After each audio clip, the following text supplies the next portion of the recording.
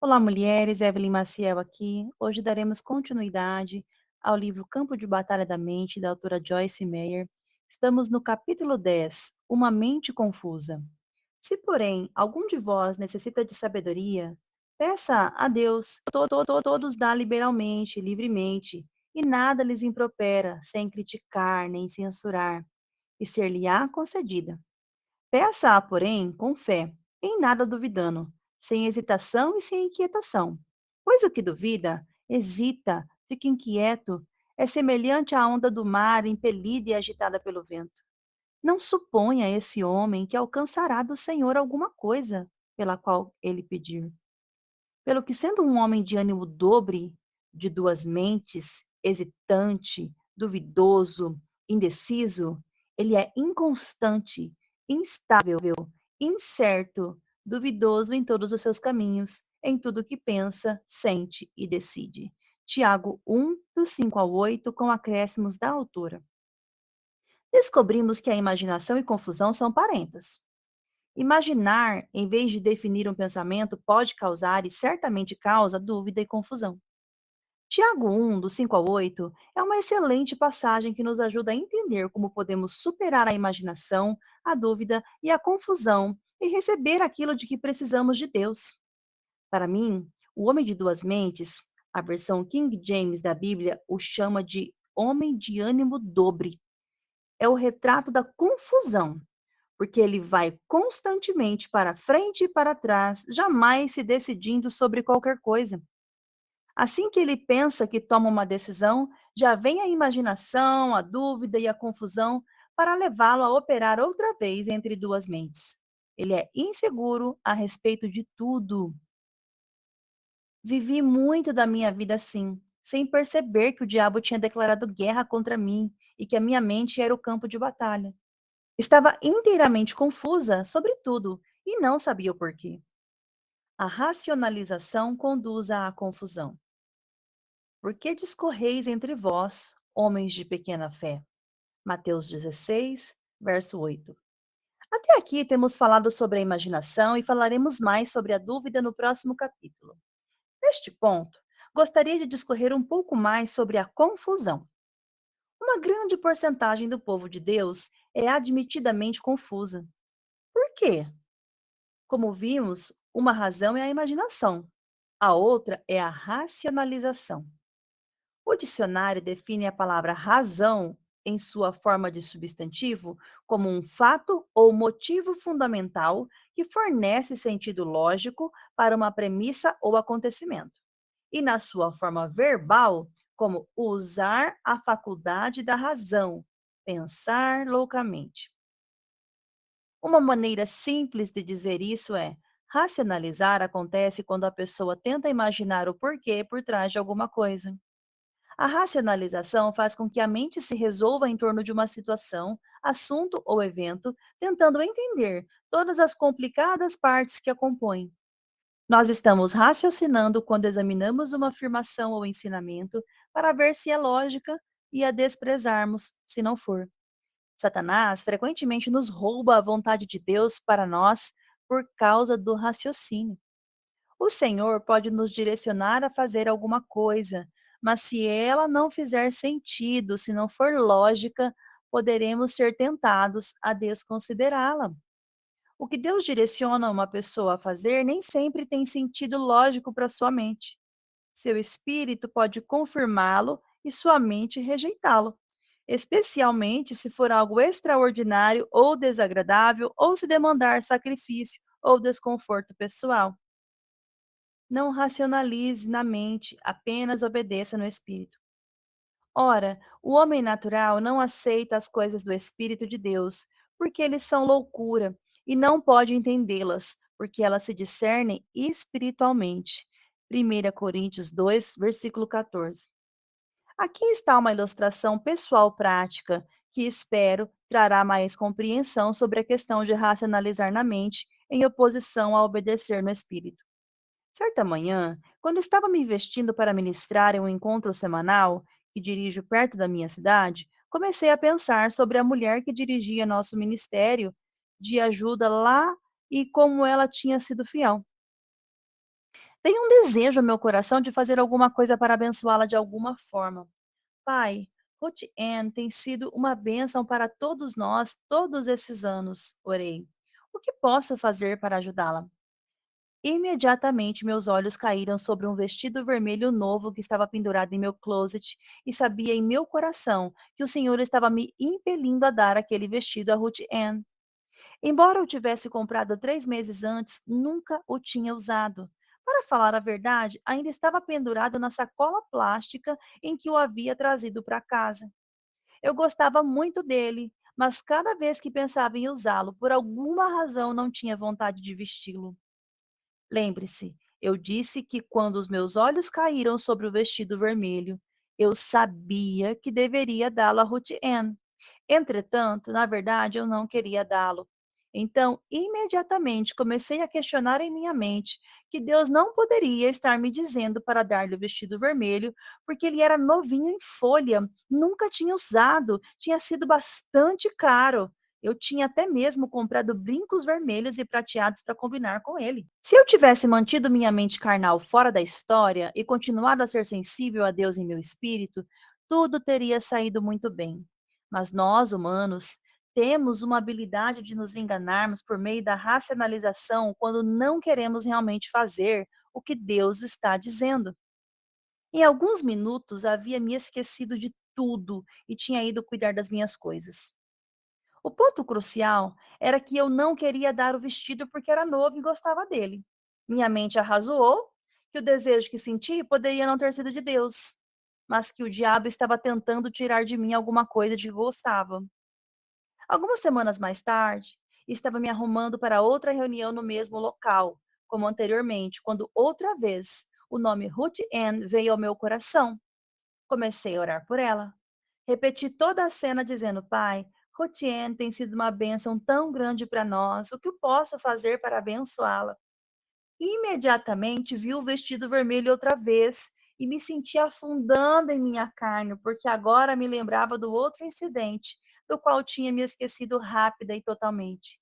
Desta vez, não havia como torcer a situação. Ou tinha de encarar o fato de que Deus estava me mostrando o que fazer e então fazê-lo, ou simplesmente eu tinha de dizer: sei o que está me mostrando, Senhor, mas simplesmente não vou fazê-lo. Amo o Senhor demais para desejar desobedecer-lhe intencionalmente. Então comecei a conversar com ele sobre o vestido vermelho. Em poucos minutos, percebi que na ocasião anterior eu tinha chegado à minha conclusão fora da vontade de Deus e havia levado apenas um momento para fazê-lo. Tinha pensado que não poderia estar ouvindo o Senhor porque o vestido era novo. Entretanto, agora percebi que a Bíblia nada diz sobre doar apenas coisas velhas. Seria um sacrifício maior para mim dar o vestido porque era novo, mas seria também uma bênção maior para Rutiene. Quando abri meu coração para Deus, ele começou a me mostrar que, para início de conversa, havia comprado o vestido para Rutiene. Por essa razão, jamais consegui usá-lo. O Senhor quis me usar como seu agente para abençoá-la o tempo todo, mas tinha tido minha própria ideia sobre o vestido, e até que estivesse desejando abrir mão da minha ideia, não poderia ser dirigida pelo Espírito. Este incidente, em particular, ensinou-me muito. Perceber quão facilmente podemos ser dirigidos pela nossa cabeça e permitir que a racionalização nos mantenha fora da vontade de Deus provocou em mim um medo reverente do questionamento. Lembre-se, de acordo com 1 Coríntios 2,14, o homem natural não entende o homem espiritual. Minha mente carnal, meu homem natural, não entendia o fato de eu dar um vestido novo que nunca havia usado, mas meu espírito, meu homem espiritual, entendia bem. Espero que esse exemplo lhe traga mais compreensão nessa área e o ajude a caminhar na vontade de Deus mais do que antes. Por falar nisso, você provavelmente deve estar se perguntando se afinal dei o vestido vermelho a Rutiene. Sim, dei, e agora ela trabalha em nosso escritório em tempo integral e ocasionalmente ainda usa o vestido vermelho para trabalhar. Seja um praticante da palavra. Tornai-vos, pois, praticantes, obedecei à mensagem da palavra e não somente ouvintes, enganando-vos a vós mesmos, levando-vos ao engano pelo questionamento contrário à verdade. Tiago capítulo 1, verso 22, com acréscimos da autora. A qualquer tempo que virmos o que a palavra disser e nos recusarmos a cumpri-la, o questionamento tem, de alguma forma, se envolvido e nos enganado para que acreditemos em alguma coisa que não é verdade. Não podemos gastar tempo excessivo tentando entender mentalmente tudo o que a palavra diz. Se testemunharmos no Espírito, podemos ir em frente e fazer o que deve ser feito. Descobrir que Deus quer que eu lhe obedeça, quer tenha vontade, queira ou ache que é uma boa ideia ou não. Quando Deus fala por meio da sua palavra ou do nosso homem interior, não devemos arrazoar, debater ou nos perguntar se o que ele disse é lógico. Quando Deus fala, devemos nos mobilizar, não racionalizar. Confia em Deus, não na razão humana. Descansa e tem fé, e confia no Senhor de todo o teu coração e mente, e não te estribes no teu próprio entendimento ou perspectiva. Provérbios 3, verso 5, com acréscimos da autora. Em outras palavras, não confie em racionalização. A racionalização abre a porta para a decepção e traz muita confusão. Certa vez, perguntei ao Senhor por que tantas pessoas estavam confusas e ele me disse: diga-lhes que parem de tentar imaginar tudo e eles deixarão de ser confusos. Descobri que isso é absolutamente verdade. A racionalização e a confusão caminham juntas. Eu e você podemos ponderar uma coisa em nosso coração, colocá-la diante do Senhor e ver se Ele deseja nos dar a compreensão a tal respeito. Mas, no instante em que começarmos a nos sentir confusos, teremos ido longe demais. A racionalização é perigosa por muitas razões, mas uma delas é esta: podemos racionalizar e imaginar alguma coisa que parece fazer sentido para nós, mas o que podemos ter racionalizado como correto pode estar errado. A mente humana gosta de lógica, de ordem e de razão. Ela gosta de lidar com aquilo que entende. Portanto, temos a tendência de colocar as coisas em caixinhas limpas nos departamentos da nossa mente, pensando: isto deve ser assim, porque se encaixa tão bem aqui. Podemos encontrar alguma coisa com a qual nossa mente se sente confortável e ainda assim estarmos totalmente errados. O apóstolo Paulo disse em Romanos 9, verso 1: digo a verdade em Cristo, não minto, testemunhando comigo no Espírito Santo a minha própria consciência, iluminada e preparada pelo Espírito Santo. Acréscimos da autora. Paulo sabia que estava fazendo a coisa certa, não porque seu raciocínio disse que estava certo, mas porque ele testemunhou no seu espírito. Como temos visto, a mente algumas vezes ajuda o espírito. A mente e o espírito trabalham juntos, mas o espírito é o órgão mais nobre e deveria sempre ser honrado acima da mente. Se soubermos em nosso espírito que uma coisa está errada, não deveremos permitir que nosso raciocínio nos convença a fazê-lo. Por outro lado, se soubermos que uma coisa é certa, não deveremos permitir que nosso raciocínio nos convença a não fazê-lo. Deus nos dá entendimento em muitos assuntos, mas nós não precisamos entender tudo para andarmos com o Senhor e em obediência à sua vontade. Há momentos em que Deus deixa enormes pontos de interrogação em nossa vida para aumentar a nossa fé. Perguntas não respondidas crucificam a vida da carne. É difícil aos seres humanos desistir da racionalização e simplesmente confiar em Deus, mas quando o processo é finalizado, a mente entra em um lugar de descanso. Racionalizar é uma das atividades ativas na qual a mente se engaja e que impede o discernimento e o conhecimento da revelação. Há uma grande diferença entre o conhecimento que vem da cabeça e o conhecimento por revelação. Não sei sobre você, mas quero que Deus me revele as coisas de tal maneira que saiba em meu espírito que o que foi revelado à minha mente está correto. Não quero racionalizar, imaginar e ser lógica, revolvendo minha mente em torno de um assunto até ficar exausta e confusa. Quero experimentar a paz de mente e de coração que vem da confiança em Deus, não do meu próprio discernimento humano e entendimento. Eu e você devemos crescer até o ponto de ficarmos satisfeitos por conhecer o único que sabe, ainda que não saibamos. Resolva não conhecer nada exceto Cristo. Eu, irmãos, quando fui ter convosco, anunciando-vos o testemunho e evidência o mistério e segredo de Deus no que diz respeito ao que ele fez através de Cristo para a salvação dos homens, não o fiz com ostentação de linguagem grandiosa, ou de sabedoria, ou de filosofia humana, porque decidi nada saber, não estar familiarizado com coisa alguma, não fazer exibição de qualquer conhecimento e não estar ciente de qualquer coisa entre vós, senão a Jesus Cristo, o Messias e este crucificado. Primeira carta aos Coríntios, capítulo 2, versos 1 e 2, com acréscimos da autora. Esse era o enfoque de Paulo para o conhecimento e a racionalização, e consegui entendê-lo e apreciá-lo. Levou muito tempo, mas finalmente percebi que, em muitos casos, quanto menos sei, mais feliz sou. Algumas vezes descobrimos tanto que isso nos torna infelizes. Sempre fui uma pessoa muito curiosa e inquisitiva. Tinha de ter tudo calculado para estar satisfeita. Deus começou a me mostrar que minha constante racionalização era a base da minha confusão e que isso estava me impedindo de receber o que Ele queria me dar.